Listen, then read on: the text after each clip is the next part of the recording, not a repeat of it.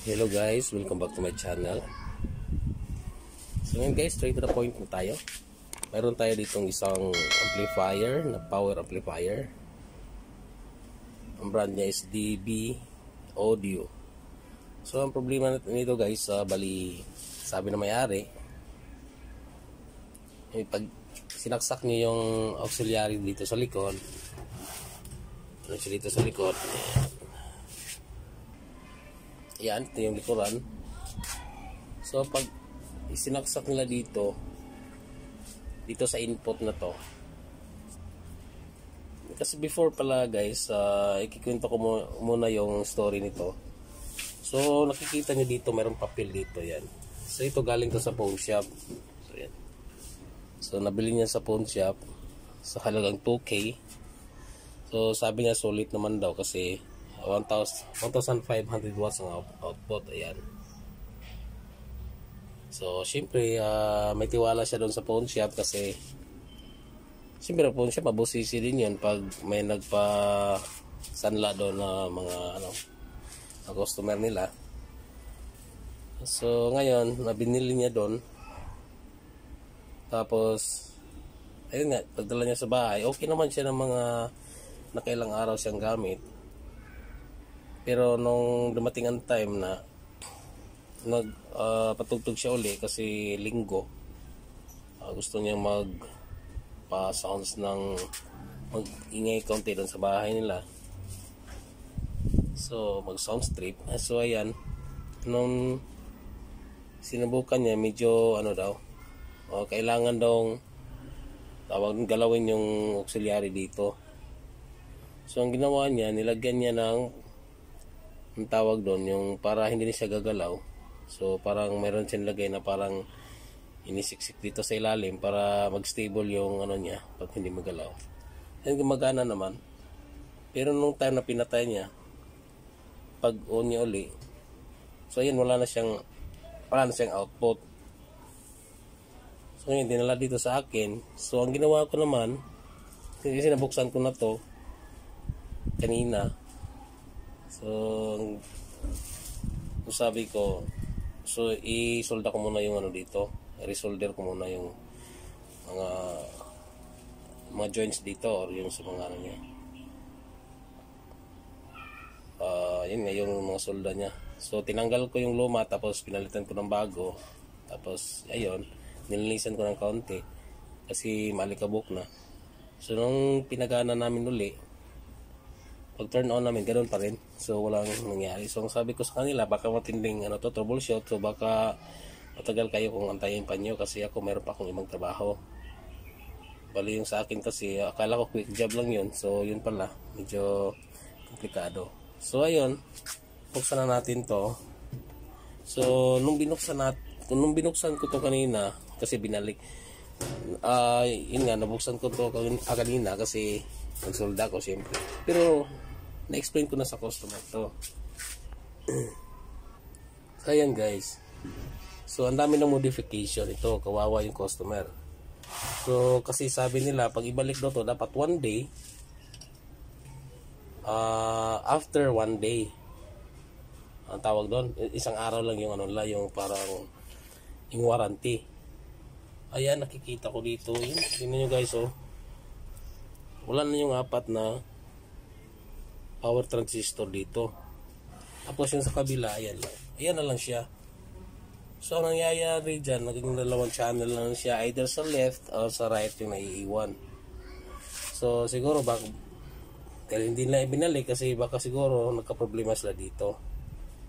So ayan. So ngayon, tapos madami na siyang modification guys. Ayan. Meron siya, iwan ko saan to, sa Bluetooth yata to o sa FM, o sa FM ba to, or sa, so kung kailangan ko pa itong guys, kung yung pinaglalagay niya dito. Ayan. Parang power supply sa input ba to, parang input yata to.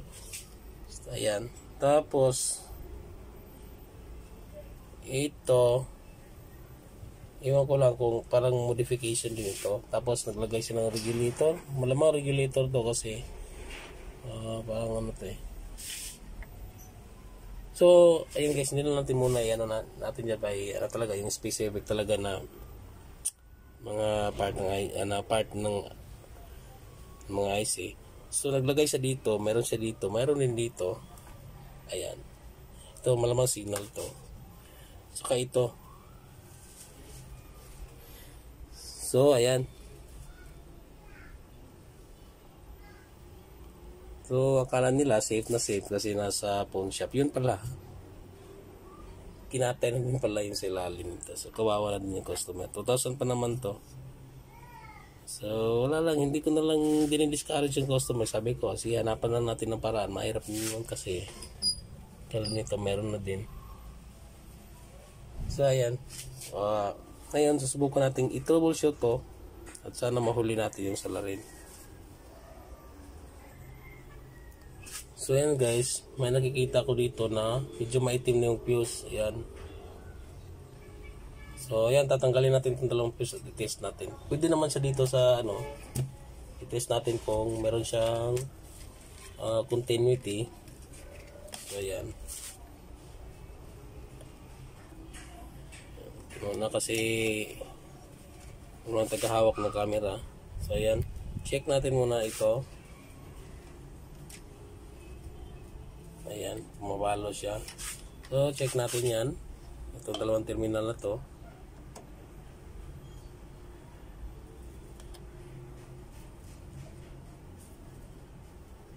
So, ayan guys, wala siyang palo.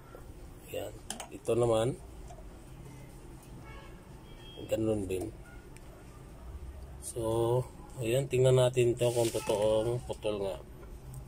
Hugutin muna natin to guys. So ayan guys, bali nahugot na natin yung dalawang fuse niya. Ayan, dito yon. Hugot na yan. Ito. At saka itong isa. So ayan, check natin ulit na hindi na nakakabit doon sa circuit. So, tingnan natin yung test probe. Ayan, gumagana. Dito. So wala siya talaga guys.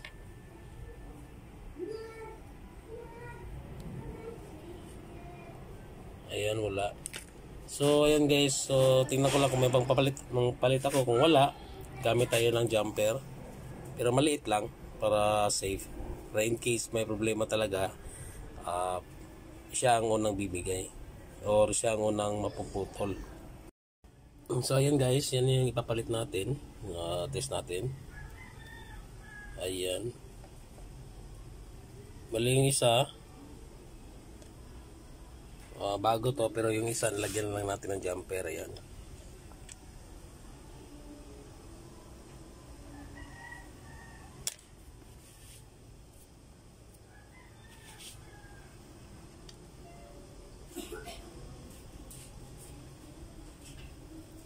Sa labas na natin nilagyan ng jumper. So ayan, kakabit na natin. So ayan, test natin sa circuit kung mayroon siyang continuity.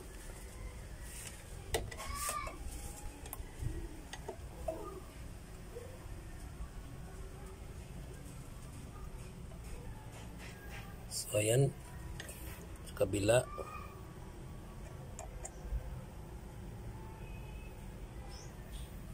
So ayan. So ngayon, test natin. So ayan guys, testing na natin. Pero ito guys, hindi ko advisable sa inyo na maglagay kayo ng jumper.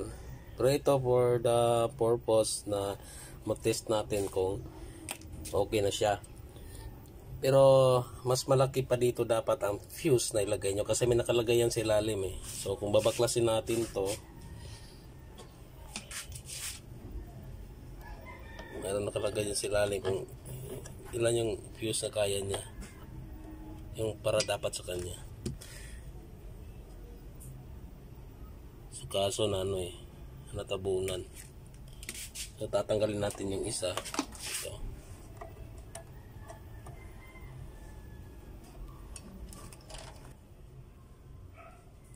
So nakalagay dito is Palakihan natin.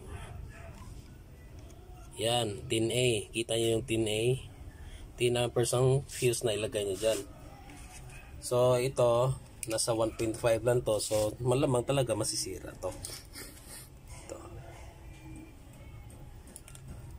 So, ngayon guys, ang ano ko lang dito, ang conclusion ko dito, dahil hindi gumagana kasi pumuputok yung fuse.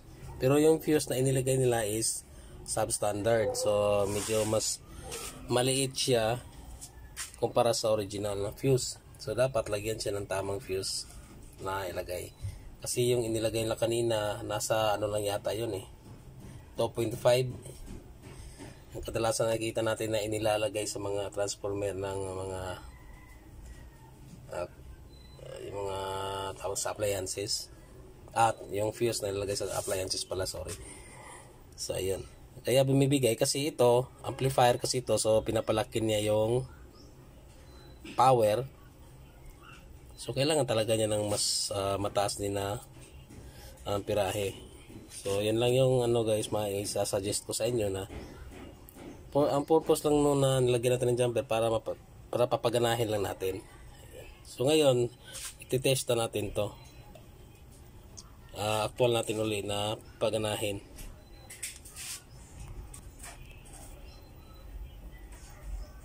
So yun guys, naisaksak na natin, tapos turn on natin.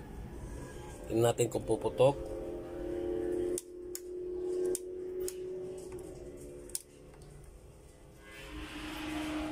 Tapos yung relay nag-click na.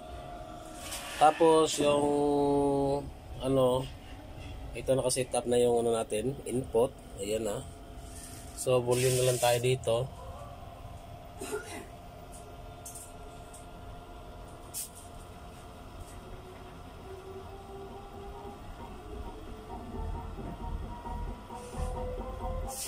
Ayan, ito yung speaker natin papunta dito. Ayan.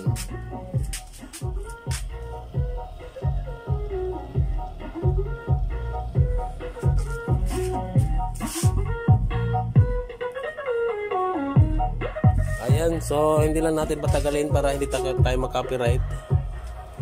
Alam mo naman, matulis ang tenga ni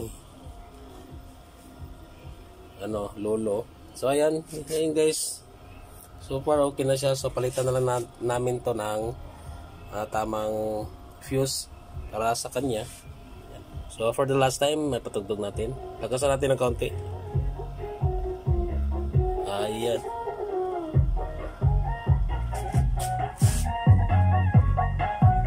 Ayan, saglit-saglit lang para hindi tayo mag-copyright. So hanggang dito na lang yung tutorial natin. Sana ay meron naman kayong nakapulot na konting kalaman galing sa akin. So hanggang dito na lang ulit. God bless po sa ating lahat.